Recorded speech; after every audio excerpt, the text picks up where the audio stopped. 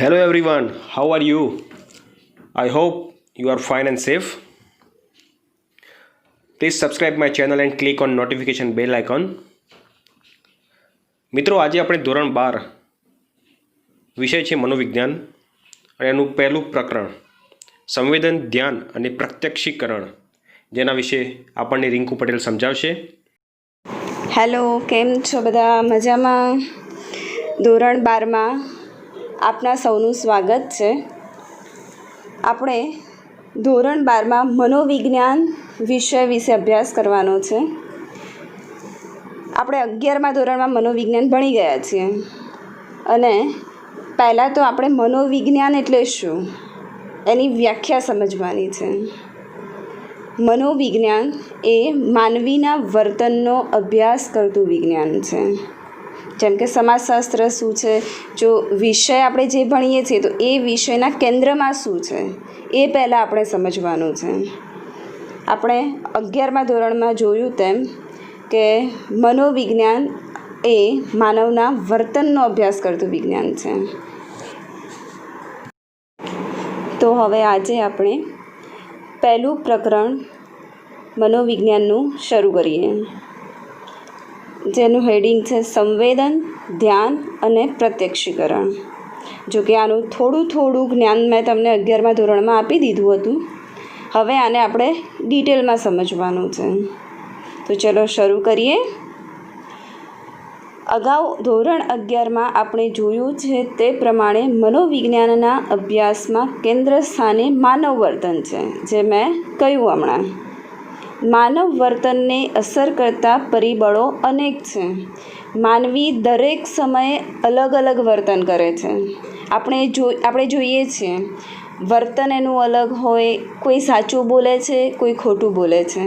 તો એ સાચું બોલે છે એના પાછળના કારણો અને ખોટું બોલે છે તો ખોટું કેમ બોલે છે તો એના પાછળના કારણો શોધવાના છે. આ બધું જ કામ મનોવિજ્ઞાન કરે છે. હવે આગળ જોઈએ. એમાંનું એક મહત્ત્વનું પરિબળ છે શરીરતંત્ર, જે આપણા શરીરની રચના છે, જે આપણું શરીરનું તંત્ર છે, એ આમાં મુખ્ય ભાગ ભજવે છે. તેથી રચના, કાર્યો, શરીરતંત્ર દ્વારા અનુભવાતા સંવેદનો અને વ્યક્તિએ કરેલું અર્થઘટન માનવ વર્તનને અસર કરે છે. આપણા શરીરતંત્રમાં જે આપણી શરીરની રચના થઈ છે અને જે આપણે કાર્યો કરીએ છીએ, અને એ સઘળા કાર્યો અને એ બધા કાર્યો દરમિયાન આપણે જેનું અર્થઘટન કરીએ છીએ. જેમ કે હું એક ઉદાહરણ આપું કે કમળનું ફૂલ છે.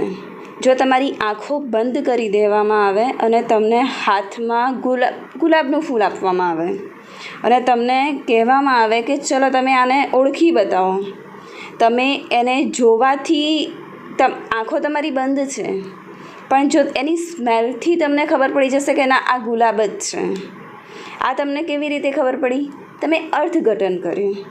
એ શરીરની રચના દ્વારા એ તમે અર્થઘટન કર્યું, માટે તમે એને ઓળખી શક્યા. હવે આગળ જોઈએ. માનવી પોતાની આસપાસના જગતના અનુભવોની જાણકારી જ્ઞાનેન્દ્રિયો દ્વારા મેળવે છે. આપણી આજુબાજુ શું છે, જેમ કે મેં તમને કહ્યું કે તમારી આંખો બંધ કરી દીધી છે અને તમે ફૂલને ખાલી એની સુગંધથી તમે ઓળખી બતાવ્યું કે ના આ ગુલાબ જ છે. એ તમને ખબર કેવી રીતે પડી? તમારી જ્ઞાનેન્દ્રિયો કામ કરે છે એમાં. આમ બાહ્ય જગતમાં રહેલા વિવિધ ઉદ્દીપકોમાંથી અમુક પસંદગીયુક્ત ઉદ્દીપક પ્રત્યે માનવી પોતાની સમગ્ર માનસિક એકાગ્રતા કેન્દ્રિત કરે છે. આપણી આજુબાજુ ઘણા ઉદ્દીપકો છે, પણ એ ઉદ્દીપકોમાંથી માનવી પોતાના પસંદગીયુક્ત ઉદ્દીપકને જ પસંદ કરે છે. જેમ કે હું તમને 11મા ધોરણમાં વારે ઘડીએ ઉદાહરણ આપતી હતી કે ભલે તમે ક્લાસમાં બેઠા છો, હું તમને ભણાવું છું, પણ આ ઉદ્દીપક મહત્ત્વનું છે તમારા માટે કે જે હું ભણાવું છું અને તમારે ભણવાનું છે. પણ એમાંથી પસંદગીયુક્ત ઉદ્દીપક, જેમ કે ઘણાને અત્યારે બેઠા ક્લાસની બહાર બેઠા વિન્ડોમાંથી આવતા જતા લોકો ગમતા હશે. કોઈને કોઈની યાદ આવતી હશે કે ઘરે ભાઈ શું કરતો હશે, મમ્મી શું કરતી હશે, એમ પોતાને જેમાં રસ છે માનવી એ ઉદ્દીપક પ્રત્યે પ્રેરાય છે અને એનું ધ્યાન ત્યાં કેન્દ્રિત થાય છે. આમ જગત વિશેના પોતાના ભૂતકાલીન અનુભવો અને શિક્ષણને આધારે માનવીઓ ઉદ્દીપકોના અર્થઘટન કરી તે મુજબ વર્તન કરે છે. આમ માનવી શું કરે છે, પોતાના ભૂતકાળના જે અનુભવો છે એ અનુભવોને આધારે અને પોતે કેવી રીતે કેળવાયેલો છે. શિક્ષણ એટલે કંઈ એવું નથી કે આપણે સ્કૂલમાં આવીએ છીએ અને આ પુસ્તકોનું જે ભણીએ છીએ એ જ આપણું શિક્ષણ. શિક્ષણ એટલે કોઈ બી વસ્તુ જે તમે શીખો છો ને એ શીખવું એ એક પ્રકારનું શિક્ષણ જ છે. એ આપણે બીજું ચેપ્ટર છે શીખવાની ક્રિયા એમાં આવશે. તો આમ એ જે શિક્ષણ લે છે એના આધારે જ માનવી ઉદ્દીપકોનું અર્થઘટન કરે છે અને એ જ મુજબ તે વર્તન કરે છે. માનવ વર્તનની આ પ્રક્રિયાને મનોવિજ્ઞાનમાં અનુક્રમે સંવેદન, ધ્યાન અને પ્રત્યક્ષીકરણ તરીકે ઓળખવામાં આવે છે. હવે આગળ જોઈએ કે આ પ્રકરણમાં આપણે સંવેદનનો અર્થ અને તેના પ્રકારો, ધ્યાનનો અર્થ, સ્વરૂપ અને લક્ષણો, ધ્યાનના નિર્ધારકો, પ્રત્યક્ષીકરણનો અર્થ, પ્રક્રિયા, પ્રત્યક્ષીકરણના સંગઠનના નિયમો તેમજ ઊંડાઈ અને અંતરના પ્રત્યક્ષીકરણની સવિસ્તાર સમજૂતી મેળવીશું.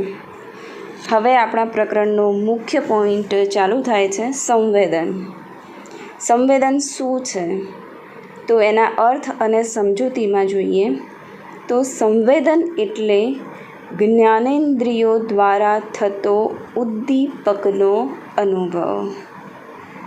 કોઈ પણ પ્રકારના બાહ્ય ઉદ્દીપકની અસર માનવીની જ્ઞાનેન્દ્રિયો પર થાય જેનાથી તેના આંતરવાહી તંતુઓ ઉત્તેજાય અને મગજના ચોક્કસ ભાગને જે સંદેશો પહોંચે એને સંવેદન તરીકે ઓળખવામાં આવે છે.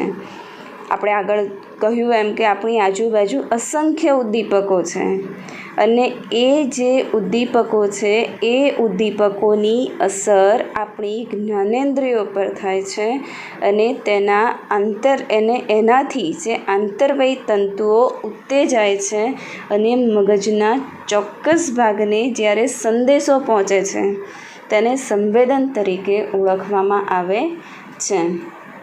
જેમ કે પગે કાંટો વાગે અને પગે કાંટો વાગે ને તરત કેવી આમ અસર થાય છે, હા દુખાયું મને, તો તમને એવી કેવી ખબર પડી ગઈ કે ના પગે કાંટો વાગ્યો અને દુખાયું.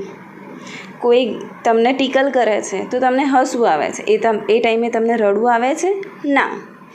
તો આની અસર ચોક્કસ ભાગને જે મગજનો જે ચોક્કસ ભાગ છે ત્યાં સુધી પહોંચે છે અને જે અસર ઉપજે છે એને સંવેદન તરીકે ઓળખવામાં આવે છે. સંવેદન એટલે સભાન અવસ્થામાં સર્જાતું એવું પરિવર્તન કે જે ચેતાતંતુઓની અસાધારણ ઉત્તેજના મગજના સંવેદન વિસ્તાર કેન્દ્રો સુધી પહોંચવાથી ઉત્પન્ન થાય છે. હવે આપણે આગળ જોઈએ કે સંવેદનના અનુભવની વિશેષતાને ધ્યાનમાં લેતા સંવેદકોને 3 વર્ગમાં વહેંચવામાં આવ્યા છે. સંવેદનને 3 વર્ગોમાં વહેંચવામાં આવ્યા છે. તો એના વર્ગો શું છે? સંવેદનના પ્રકારો પણ અલગ છે. વર્ગોમાં આવશે સંવેદન શું છે, તમને સંવેદન કેવી રીતે તમને સંવેદન થાય છે એના 3 વર્ગો છે.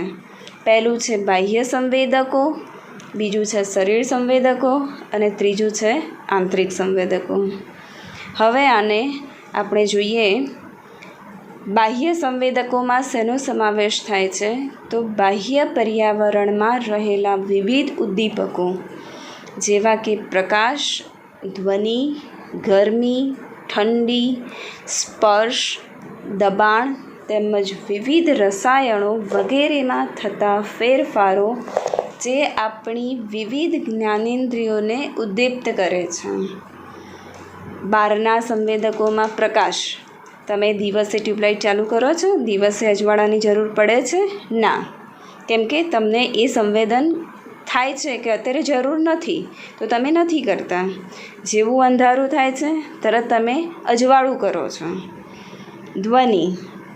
મોહલ્લામાં ઘણા બધા પપ્પાની પાસે બાઇક છે, પણ જ્યારે તમારા પપ્પાનું બાઇક આવે અથવા તમારા ભાઈનું સ્કૂટર આવે ત્યારે ભલે તમે ઘરમાં અંદર બેઠા હો, છતાં તમે ઓળખી જાઓ છો કે ના, મમ્મી પપ્પા આવ્યા, ભાઈ આવ્યો. એ ધ્વનિ તમે અનુભવી ચૂક્યા છો અને એનું તમને સંવેદન થાય છે. ગરમી. ગરમીમાં તમે સુતરાઉ કપડાં પહેરો છો. ગરમીમાં કોઈ સ્વેટર પહેરીને નીકળે છે? ના, એ સંવેદનની તમને જાતે હવે જ્ઞાનેન્દ્રિય દ્વારા ખબર પડે છે. કદાચ નાના હશો ત્યારે મમ્મી એકવાર કહ્યું હશે કે ઠંડી છે તો સ્વેટર પહેરો, ગરમી છે તો પાતળા સુતરાઉ કપડાં પહેરો. ત્યાર પછી કદાચ આપણે જાતે જ સમજી ગયા છીએ. અને આ બધું શેના કારણે થાય છે? જ્ઞાનેન્દ્રિયો દ્વારા. જ્ઞાનેન્દ્રિયમાં ખબર પડે છે. અને સ્પર્શ. જ્યારે તમારી આંખોને બંધ કરવામાં આવે અને બે કપડાં મૂકવામાં આવે, એક છે રેશમી છે, એક સુતરાઉ છે અને એક ખડબચડું છે, તો તમે સ્પર્શ દ્વારા કંઈ બતાવો છો કે ના, આ રેશમી છે, આ ખડબચડું છે. આ શેના દ્વારા ખબર પડી તમને? સંવેદન થયું. તમે સંવેદન એ શેના દ્વારા થયું? જ્ઞાનેન્દ્રિયોને અનુભવ દ્વારા. આમ દબાણ તેમજ વિવિધ રસાયણો વગેરેમાં જ્યારે ફેરફારો થાય છે અને વિવિધ જ્ઞાનેન્દ્રિયોને તે ઉદ્દીપ્ત કરે છે, જેને પરિણામે વિવિધ સંવેદનોનો અનુભવ થાય છે. આ હતું બાહ્ય સંવેદક. તો સંવેદનની વ્યાખ્યા જોઈ અને એના વર્ગોમાં પહેલો વર્ગ જોયો બાહ્ય સંવેદન. એમાં શેનો સમાવેશ થાય છે? પ્રકાશ, ધ્વનિ, ગરમી, ઠંડી અને સ્પર્શ. હવે બીજો વર્ગ જોઈએ એનો શરીર સંવેદન. એમાં જોઈએ તો બાહ્ય વાતાવરણના ઘટકોની જેમ શરીરના વિવિધ આંતરિક અવયવોની રચના વિવિધ સંવેદન માટે જવાબદાર હોય છે. જેમ કે દ્રષ્ટિ સંવેદન માટે સ્થળી શંકુ કોષોની ઉત્તેજના. આના વિશે આપણે આ જ ચેપ્ટરમાં ડિટેલમાં અભ્યાસ કરવાનો છે, પણ હું તમને થોડું સમજાવું કે દ્રષ્ટિ સંવેદન માટે મુખ્ય એની ઉત્તેજનામાં કોણ ભાગ ભજવે છે? સ્થળી શંકુના કોષોની ઉત્તેજના. જ્યારે આપણી કીકી હોય છે અને જ્યારે આપણે દૂરનું જોઈએ છીએ ત્યારે દૂરનું જોતી વખતે આપણી જે કીકીમાં જે કોષો હોય છે એ સંકોચાય છે, અને જ્યારે નજીકનું જોવાનો આપણે પ્રયત્ન કરતા હોઈએ છીએ ત્યારે એના કોષો જે હોય છે એ પહોળા થાય છે. આમ બીજામાં જોઈએ શ્રવણ સંવેદન. તો શ્રવણ સંવેદન માટે કયા કોષો જવાબદાર છે? સૂક્ષ્મ વાળ કોષો. એનો પણ આપણે આગળ જે સંવેદનના પ્રકારો આવશે એમાં અભ્યાસ કરવાનો છે. પણ જે અત્યારે આપણે વર્ગ જોયો છે શરીર સંવેદનનો વર્ગ, તો એના માટે કયા કયા ઉત્તેજક પરિબળો જવાબદાર છે, તો એના વિશે આપણે થોડી સમજૂતી મેળવી. હવે આગળ ત્રીજો વર્ગ છે આંતરિક સંવેદકો. આંતરિક સંવેદકોમાં જોઈએ તો શરીરના આંતરિક અવયવોમાં થતા ફેરફારોને કારણે જે આપણા શરીરમાં અંદરના અવયવો છે અને એમાં જે ફેરફારો થાય છે અને એ ફેરફાર થાય છે અને એનો અનુભવ આપણી જ્ઞાનેન્દ્રિયોમાં થાય છે. શેના દ્વારા થાય છે? સંવેદનો દ્વારા. જેમ કે આપણે ઉદાહરણ જોઈએ કે આપણી હોજરી ખાલી થાય છે. આપણને ભૂખ ક્યારે લાગે છે? જ્યારે આપણી હોજરી ખાલી થાય. આપણને ખબર પડે છે ને કે હવે ભૂખ લાગી. કેવી રીતે ખબર પડી? આપણી હોજરી ખાલી થઈ, માટે એ સંવેદનને આપણે ફીલ કર્યું. ગળામાં સોસ પડે છે ત્યારે શું થાય છે? તરસ લાગે છે, પાણી પીવા જઈએ છીએ. પછી ફેફસા કે રક્તવાહિનીઓમાં જ્યારે ફેરફાર થાય છે ત્યારે શું થાય છે? ગભરામણ થાય છે. આમ આ બધા સંવેદકો હતા અને આ સંવેદકોમાં મુખ્ય 3 વર્ગ હતા: બાહ્ય સંવેદકો, શરીર સંવેદકો અને આંતરિક સંવેદકો. આમ જેમ વિવિધ સંવેદનોની અનુભૂતિ અને તેના પ્રત્યેની પ્રતિક્રિયાની બાબતમાં જુદા જુદા પ્રાણીઓમાં તફાવત અને વિશેષતા જોવા મળે છે. જેમ કે મેં આ 11મા ધોરણમાં તમને શીખવાડ્યું હતું કે ઉદ્દીપક અને પ્રતિક્રિયા, ઉદ્દીપક અને પ્રતિચાર એ બંને સામસામી પ્રક્રિયા છે.